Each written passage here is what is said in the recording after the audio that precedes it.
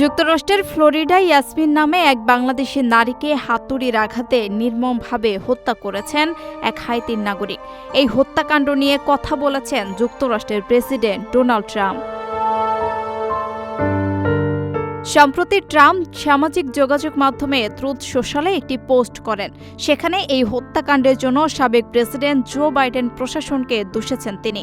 Trump বলেছেন, হাইতির এই নাগরিককে যুক্তরাষ্ট্র ছাড়ার জন্য নির্দেশ দিয়েছিল আদালত, কিন্তু হাইতির 3.5 লাখ মানুষকে বাইডেন প্রশাসন যে বিশেষ সুবিধা দিয়েছিল সেটির কারণে এই খুনি যুক্তরাষ্ট্রে রয়ে গিয়েছিল। এরপর গত 4 এপ্রিল তিনি ইয়াসমিন নামের ওই নারীকে নির্মমভাবে হাতুড়ির আঘাতে হত্যা করেন। ট্রাম্প হত্যাকাণ্ড নিয়ে লিখেছেন, এই পশুকে যুক্তরাষ্ট্রে থাকতে দেওয়া হয়েছে কারণ বাইডেন প্রশাসন তাকে সহ সব হাইতিয়ানকে বিশেষ নিরাপত্তা অবস্থার আওতায় থাকার অনুমতি দিয়েছিল। এই বিশেষ নিরাপত্তা অবস্থা একটি প্রতারণাপূর্ণ এবং ব্যাপক অপব্যবহৃত প্রোগ্রাম, যা আমার প্রশাসন বন্ধ করার জন্য কাজ করছে।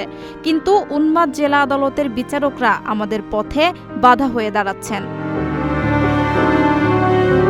বাংলাদেশের নারীকে হত্যা করা ওই ব্যক্তির নাম জোয়াকিন। একটি ভিডিওতে দেখা গেছে জোয়াকিন হাতে হাতুড়ি নিয়ে একটি গ্যাস স্টেশনে গেছেন। সেখানে একটি গাড়ি ভাঙচুর করছিলেন। তখন পাশের স্টোর থেকে বের হয়ে আসেন ইয়াসমিন। এরপর তার মাথায় আঘাত করা হলে ঘটনাস্থলে ইয়াসমিনের মৃত্যু হয়।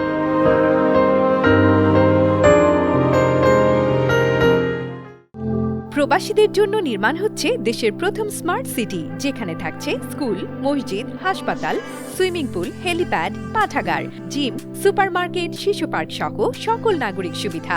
মাত্র 30 লাখ টাকা বিনিয়োগে মিলছে আকর্ষণীয় ফ্ল্যাট।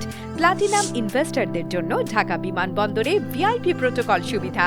বিস্তারিত জানতে যোগাযোগ করুন স্ক্রিনে দেয়া হোয়াটসঅ্যাপ অথবা ইমো নাম্বারে।